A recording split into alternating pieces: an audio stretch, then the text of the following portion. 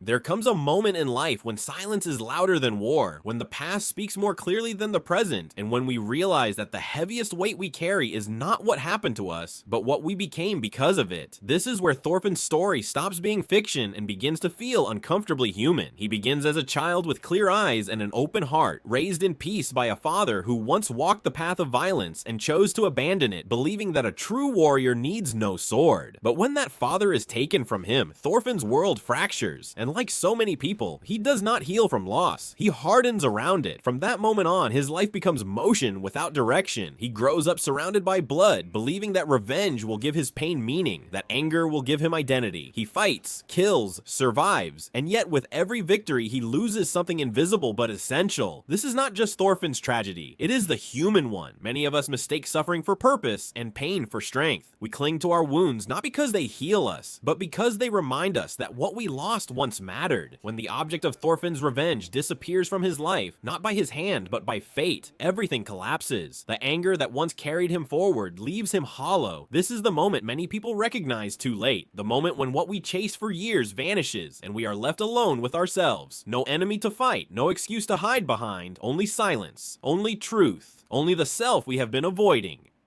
In the darkness of that emptiness, Thorfinn is haunted by faces from his past, by lives he can never return, by choices he can never undo. Psychology calls this a moral wound, the damage done not to the body, but to the soul when we betray our own values. And this is where the real battle begins, not against the world, but against the voice inside that says you are beyond redemption. Yet even here, healing finds a way to enter. Through shared labor, shared silence, and shared pain, Thorfinn begins to see himself reflected in others, and slowly, painfully, he reaches a realization that sounds simple, yet demands immense courage.